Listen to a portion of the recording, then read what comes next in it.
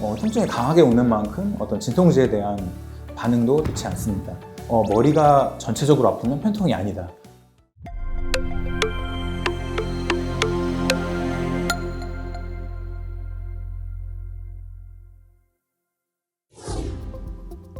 안녕하세요. 세란병원 신경과 전문의 윤승재입니다.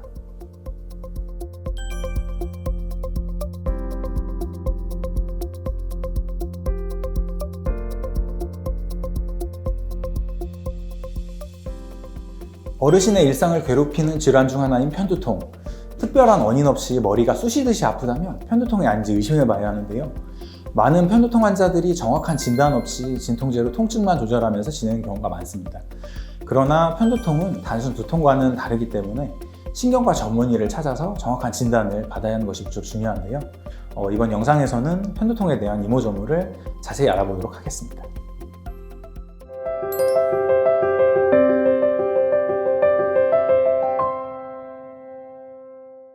편두통과 단순 두통의 차이점이 무엇인가요?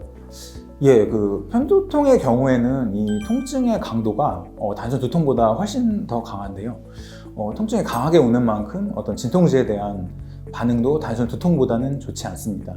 그래서 일반적으로 일상생활을 수행하기 어려울 정도로 아픈 두통일 경우에는 편두통의 가능성이 상당히 높은데요. 또한 단순 두통과는 달리 피로감이나 어떤 구역, 구토와 같은 소화기계 증세 혹은 어지럼증과 같은 증상이 이렇게 전조 증상으로 동반되는 경우가 흔합니다. 그래서 전조 증상이라 함은 이 두통이 발생하기 직전에 일어나는 동반 증상을 말을 하는데요.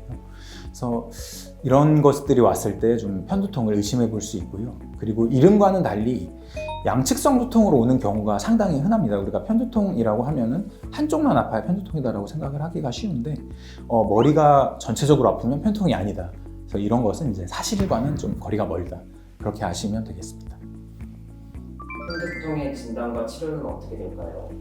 일단 편두통의 진단은 일단 국제 두통학회 이런 어떤 분류에 따르면 두통 횟수와 두통의 지속 시간, 그다음에 두통의 특징, 동반 증상으로 진단을 할 수 있는데 일반적으로 5회 이상의 두통이 있으면서 4시간에서 72시간의 지속 시간, 중등도 이상의 통증 강도 등이 중요한 진단 기준인데요. 이것을 이제 의료인이 아닌 일반인들이 판단하기에는 상당히 좀 어려운 점이 있습니다. 그렇기 때문에 우선은 이 두통이 발생을 했는데 이게 참기 어려울 정도의 두통이 반복적으로 발생을 하면서 일상생활에 방해를 한다. 그러면 일단 편두통을 의심해 보는 것이 가장 좋습니다. 치료는 일반적으로 이제 약물과 주사 치료가 있는데요. 약물의 경우에는 단순 소염진통제가 아닌 편두통 특이약제를 사용하는 경우가 있습니다. 또한 이제 발생 빈도가 많을 경우에는 이런 편두통 발생 빈도를 낮춰주는 편두통 예방 치료를 고려해 볼 수 있는데 이거에도 이제 보통 예전에는 일반적으로 약물 치료를 주로 사용을 했는데요. 최근에는 이제 그 피하 주사로 맞는 그 주사제 치료가 개발이 돼서 한 달에 한 번 맞는 주사 치료로도 빈도를 효과적으로 낮출 수 있는 그런 예방 치료가 개발이 되었습니다. 편두통을 유발하는 음식이 있다고 하던데 사실인가요?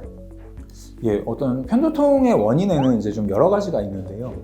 스트레스나 어떤 심리적인 요인, 그다음에 수면 패턴, 그다음에 여성의 경우에는 월경주기라든가 이런 것이 이제 편두통의 대표적인 원인으로 알려져 있는데요. 음식도 이제 편두통을 유발할 수 있는 대표적인 원인으로 알려져 있습니다. 여기에는 이제 술이나 커피, 치즈나 아니면 햄, 베이컨 같은 어떤 가공육 이런 게 대표적으로 원인으로 알려져 있는데요. 특히 술 중에서도 이제 레드 와인이 편두통을 유발할 가능성이 이제 높은 것으로 좀 알려져 있기 때문에 평상시에 이제 이런 두통이 있으신 편두통이 잦으신 분들이 이런 음식을 드시는 게 있으시다면 이런 음식을 한번 끊어보시는 것이 편두통을 예방하는 데 좀 도움이 될 수 있겠습니다. 편두통도 유전이 되나요?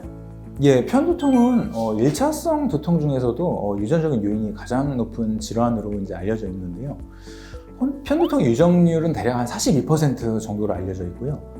가족력이 있는 편두통 환자가 전체 편두통 환자의 한 70에서 80%를 차지할 정도로 어떤 높은 수치를 보입니다. 그래서 내 가족 중에 이렇게 평상시에 두통을 호소하는 환자가 있었는데 나도 좀 두통이 있다. 이런 경우에는 좀 편두통의 가능성이 있기 때문에 빨리 이제 그 진료를 좀 받아보시는 것을 추천을 하고 있습니다. 어르신들에게 나타나는 편두통이 특히 더 위험한 이유가 있을까요? 일반적으로 이제 편두통이 가장 흔하게 발생하는 연령은 30대에서 이제 40대 그리고 이제 여성에서 좀 더 호발한다 이렇게 알려져 있는데요.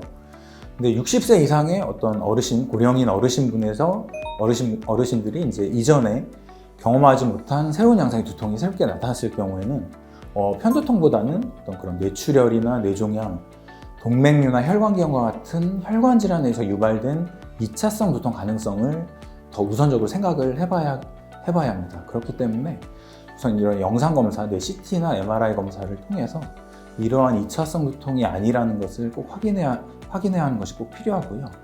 아울러 2차성 두통의 경우에는 어떤 편측 위압감, 그러니까 오른 팔다리나 뭐 좌측 팔다리에 힘이 빠진다던가 아니면 의식 저하와 같은 다른 신경학적 증상이 동반되는 경우가 상당히 흔하기 때문에 이런 증상이 있으면서 두통이 동반된다면 꼭 의료기관에 내원하셔서 검사를 받아보실 것을 좀 당부를 드립니다.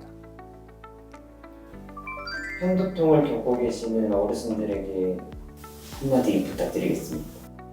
예, 편두통은 다른 1차성 두통과는 달리 두통의 강도도 훨씬 강하고 또 이제 진통제 반응도 적고 일상생활을 방해할 정도의 어떤 그런 통증을 특징으로 하는 질환인데요. 어르신분들 같은 경우에는 이런 통증이 발생한다면 어떤 뇌출혈이나 뇌혈관 질환과 같은 그런 2차성 두통 감별이 우선적으로 좀 필요하겠습니다. 그렇기 때문에 꼭 의료기관을 방문하셔서 뇌 영상검사를 진행을 하시고 그다음에 그런 2차성 두통이 아니라는 것을 먼저 확인하는 것이 꼭 필요하겠다.